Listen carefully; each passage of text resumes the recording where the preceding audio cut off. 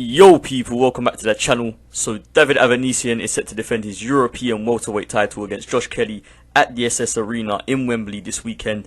And on paper, this is Josh Kelly's toughest test. David Avanesyan is somewhat of a veteran in the welterweight division at this point. And this is going to be an interesting matchup because we've got to gauge how Kelly compares to Conor Benn, especially considering the two have been talking up a potential fight in recent months. Josh Kelly is a fighter who, like Marmite, you either love or you hate. Personally, I wasn't impressed with recent performances from Kelly against the likes of Winston Campos. He looked ineffective at times, in my opinion. Kelly is a guy who loves to show off his natural ability. His head movement is insane. However, by doing so, it makes him seem as if he has no game plan or tactics. At times against Campos, Kelly was feinting more than he was throwing actual punches. And as cool as feinting looks, boxing is about hitting and not getting hit. And Kelly wasn't getting hit, but he wasn't landing many of his own punches either. From what I've seen, Kelly doesn't have the greatest pop on his punches. He seems to maybe lack a bit of power. However, his speed is excellent, and therefore the lack of power is made up for to some extent. David Avanesyan, on the other hand, is a fighter who's quite methodical.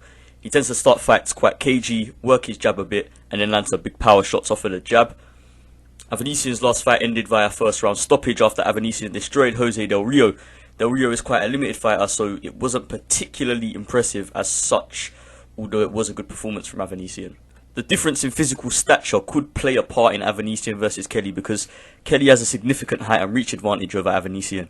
Avanesyan has quite short arms, and therefore it could be a problem for him if Kelly decides he's going to box and move. I think Kelly should look to outbox Avanesyan in a more mature performance than previous ones. If Kelly fights the way he did against the likes of Ray Robinson and Campos, he could come into trouble because Avanesyan is a much better power puncher on the front foot compared to Kelly's previous opponents. If Avanesyan wants to win this fight, I think he'll have to apply lots of pressure to Kelly and land big body shots when possible to try and slow Kelly down. So, what's my actual prediction? I'm going to go with Josh Kelly via a points decision. I can't see David Avanesyan knocking him out. It's possible, but Kelly is a lot more defensively responsible than the guys that Avanesyan has knocked out. So I can't see Avanesyan getting the decision on the cards either, because if it is a close fight, the matchroom cards recently have been a bit dodgy.